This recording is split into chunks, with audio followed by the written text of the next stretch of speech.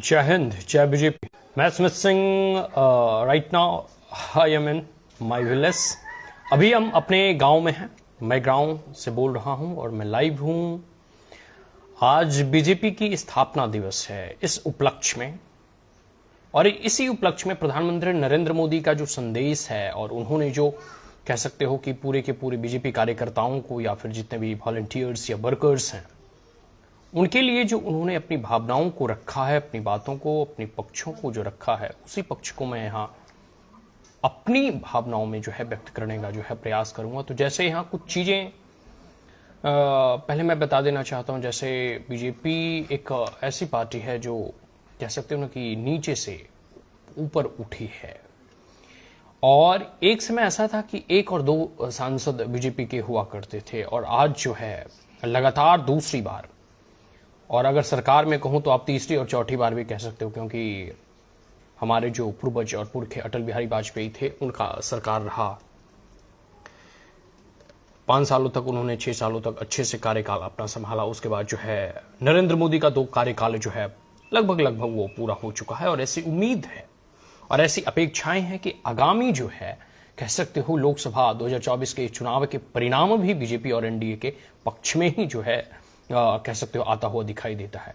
तो ऐसी उम्मीद जताई जा रही है कि तीसरी बार भी प्रधानमंत्री नरेंद्र मोदी जो है इस देश के प्रधानमंत्री बनेंगे।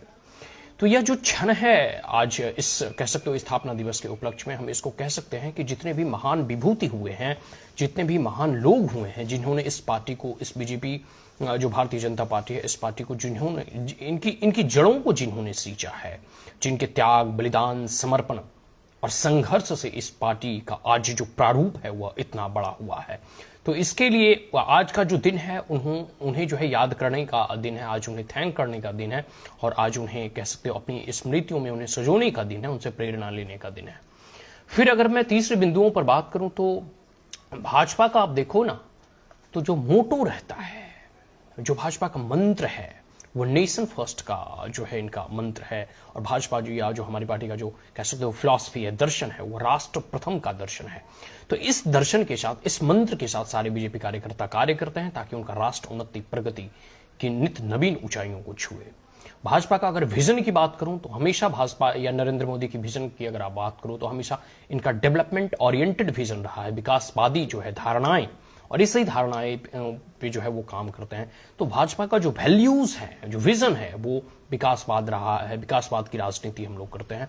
फिर सुशासन, गुड गवर्नेंस की बात करते हैं, फिर राष्ट्रवाद, नेशनलिटी की बात करते हैं, और जो कह सकते हो कि 140 करोड़ लोगों का जो एस्पायरेशंस हैं, जो इच्छाएं हैं, जो आकांक्षाएं हैं, उसकी पूर्ति के लिए जो है हमेशा कार्यरत रहते हैं।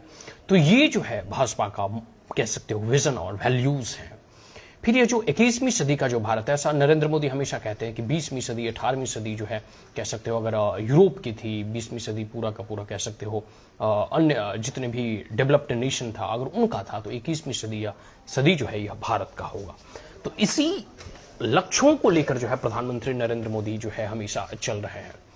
तो 21वीं सदी जो है यह भारत की सदी बने और भारत के लोगों की इच्छाओं और एस्पायरेशंस को जो पार्टी फुलफिल करेगी, स्वाभाविक सी बात है वही सत्ता में आएगी। तो ये चीज है। और 21वीं सदी की भारत बनाने में जो है तमाम युवाओं का और तमाम लोगों का जो है, भारतवासियों का जो है समर्थन और कह सकते हो कि सहायता की आवश्यकता है। फिर नरेंद्र मोदी के इस पूरे के पूरे 10 साल के कार्यकाल में इनकी जितनी भी खूबियां गिनाऊं कम ही है। हर तरफ से मल्टी डायमेंशनली अगर इनकी कह सकते हो कि आप सरकार का अगर आप मूल्यांकन करोगे, इवैल्यूएशन करोगे, इनका विश्लेषण करोगे, तो आप पाओगे हर दृष्टिकोण से जो है इनकी सरकार और इनकी नीतियां जो है दलित, वंचित, शोषित, पीड़ित सभी लोगों का जो है यह उत्थान करती हुई दिखाई देती है। इसके कुछ और नरेंद्र मोदी हमेशा कुछ चीज जो है मुक्त करने की बात करते रहते हैं हमेशा, कि भारत से कुछ चीजों को जैसे हटाना है। सबसे पहला है भ्रष्टाचार, मतलब करप्शन को भारत से जो है दूर करना है। दूसरा है भाई भतीजावाद, जो निपोटिज्म है ये, कि चाचा का बेटा ही जो है कह सकते हो ना कि चाचा ताऊ बेटे जब मिलकर ही जो है पूरी की पूरी पार्टी और संगठन चलाते हैं, या फिर राज्य की अगर वो सत्ता में आते हैं तो मतलब मुख्यमंत्री वही बनेंगे। राजा का बेटा का जो सिद्धांत था, राजशाही परंपरा, इसको ये तोड़ना चाहते हैं और बीजेपी में ऐसी कोई परंपरा नहीं है। तो भ्रष्टाचार मुक्त होगा भारत, भाई भतीजावाद मुक्त होगा, जातिवाद और रीजनलिज्म जो ये कॉन्सेप्ट है इससे अब धीरे धीरे जो है लोग जो है कह सकते हो ऊपर उठ रहे हैं। सांप्रदायिकतावाद है, जो कम्युनलिज्म था, जो बहुत सारे कम्युनल कॉन्फ्लिक्ट होते थे, दंगे फसाद होते थे, उससे जो है धीरे धीरे बीजेपी जो है मुक्त कर रही है सभी लोगों को। अब देखोगे कि उतने कॉन्फ्लिक्ट या कम्युनल वायलेंसेस नहीं होते हैं एज कम्पेयर टू यूपीए और कांग्रेस के समय में जो होता था। फिर वोट बैंक की जो पॉलिटिक्स कांग्रेस हमेशा करती थी, या फिर मुस्लिम अपीजमेंट की पॉलिटिक्स जो उनकी थी, ये सब चीजों से भी वो जो है अब भारत उभर रहा है। ठीक है, तो ये सब सारी चीजें हैं। इन सब चीजों से भारत को मुक्ति दिलाने के लिए नरेंद्र मोदी की कार्यकाल और उनके आगामी आने वाले समय में, और जो है हम तो कहते हैं नरेंद्र मोदी 10 साल के लिए भारत के जो है राष्ट्राध्यक्ष या फिर प्रधानमंत्री बने रहें, ताकि भारत इन तमाम बुराइयों से जो है निजात पा सके। भारत को अगर सांस्कृतिक पहचान दिलाई है तो वह बीजेपी ने दिलाई है, वह भाजपा ने दिलाई है। जो कल्चरल आइडेंटिटी भारत की थी, एक समय था लोग भारत को इंडिया कहते थे, अभी भी लोग कह देते हैं, लेकिन भारत का जो नाम भारत है, यह करने वाले बीजेपी की सरकार है और नरेंद्र मोदी की सरकार है। तो इस चीज को आप देख सकते हो कि किस प्रकार से कल्चरल आइडेंटिटी को बढ़ावा दिया जा रहा है। सांस्कृतिक उत्थान, जिस राम मंदिर का निर्माण हो, महाकाल जो है कॉरिडोर बनाना हो, या रामायण ट्रेन चलाना हो, बहुत सारी ऐसी चीजें हैं। जो बुद्धिस्ट सर्किट वगैरह का रीडेवलपमेंट हो, बहुत सारी ऐसी चीजें हैं जो कह सकते हो कि प्रधानमंत्री नरेंद्र मोदी के आने के बाद जो है प्रारंभ हुआ है। और मैं इस चीज को एक बार और कहूंगा कि जैसे 21st सेंचुरी का जो भारत है वो भारत का हो, 21st सेंचुरी का जो भारत है वो भारत का हो, इसके लिए जरूरी है कि केंद्र में जो है एक ऐसी सशक्त, संगठित और कह सकते हो ना कि स्ट्रांग गवर्नमेंट हो, ताकि वो भारत को एक नवीन ऊंचाइयों पर लेकर जाए। आप देखोगे तो कि अगर आप फॉरेन कंट्री अगर आप विजिट करते हो, या फिर आप फॉरेन मीडिया से अगर रूबरू होते हो, तो आप पाओगे कि जो स्ट्रेचर, जो stigma prime minister Narendra Modi के आने के बाद भारत का अन्य जो है यूरोपियन नेशन या जितने भी डेवलप्ड नेशन है वहां पढ़ा है, वो काबिले तारीफ है। आप अगर फॉरेन कंट्री अगर विजिट करते हो तो आप पाओगे कि हर एक देश आज मोदी ब्रांड की जो है चर्चा कर रहे हैं। तो इंटरनेशनल स्टेज पे जो प्राइम मिनिस्टर नरेंद्र मोदी ने अपनी छवि के साथ साथ अपने देश की छवि को जो गढ़ने का प्रयास किया है, जो कह सकते हैं वो अपने आप में जो है बहुत ही प्रशंसनीय है। तो बीजेपी का आज स्थापना दिवस था, इसलिए मैंने सोचा चलो सबसे रूबरू हुआ जाए, सबसे बातें की जाए, अपनी बातों को रखा जाए। प्रधानमंत्री नरेंद्र मोदी की जो नीतियां हैं और बीजेपी की जो कार्य करने की जो शैली है, चाहे उनका विजन और वैल्यूज की हमने बात की कि कैसे विकासवाद हो गया, सुशासन हो गया, राष्ट्रवाद हो गया, इन सारे विजन और वैल्यूज के जो है साथ बीजेपी चलती है, और साथ साथ भ्रष्टाचार, भाई भतीजावाद, जातिवाद, संप्रदायवाद और वोट बैंक से निजात जो है और छुटकारा दिलाने के लिए प्रधानमंत्री नरेंद्र मोदी और बीजेपी हमेशा कार्य करती है।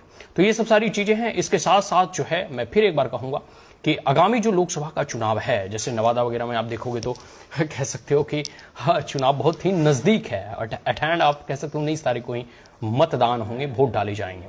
तो इस उपलक्ष्य में मैं तमाम जितने भी बीजेपी वॉलंटियर्स हैं, वर्कर्स हैं, या फिर जो भी इनके फॉलोवर्स हैं या प्रशंसक हैं, वो बीजेपी को वोट करें, सपोर्ट करें, और यहां से विवेक ठाकुर जो है बीजेपी के प्रत्याशी हैं। और एक बात और मानकर चलें कि अगर संसद जीतेंगे तभी प्रधानमंत्री नरेंद्र मोदी का जो 400 सीटों का लक्ष्य है उनकी पूर्ति हो पाएगा। तो इस बार का जो वोट है वो प्राइम मिनिस्टर नरेंद्र मोदी की जो करिस्मेटिक लीडरशिप है उसके नाम से पड़ना चाहिए, और नरेंद्र मोदी को वोट पड़ना चाहिए, क्योंकि हर दृष्टिकोण से जिस भी रूप में आप इनका मूल्यांकन करेंगे, नरेंद्र मोदी सबसे अव्वल प्राइम मिनिस्टर कैंडिडेट के तौर पर उभरते हैं। और जितनी भी विपक्षी पार्टियों को देख लो, नरेंद्र मोदी की बराबरी का कह सकते हो ना कि कोई भी ऐसा कैंडिडेट है नहीं। चाहे राहुल गांधी को कितनी बार कांग्रेस लॉन्च पे लॉन्च और रिलॉन्च कर ले, वो मोदी जी के कंपैरिजन में कहीं भी फिट नहीं बैठ रहे हैं। तो एट लास्ट मैं बार बार यही कहूंगा कि vote for BJP and support for BJP. और एक बार पुनः जो है बीजेपी की इस स्थापना दिवस पर मैं तमाम बीजेपी कार्यकर्ताओं और तमाम बीजेपी के वॉलंटियर्स या फिर नरेंद्र मोदी या फिर भाजपा के जो कह सकते हो कि फिलॉसफी और सिद्धांत और दर्शन में बिलीव करने वाले प्रशंसकों को इस बीजेपी स्थापना दिवस की ढेरों शुभकामनाएं। जय हिंद।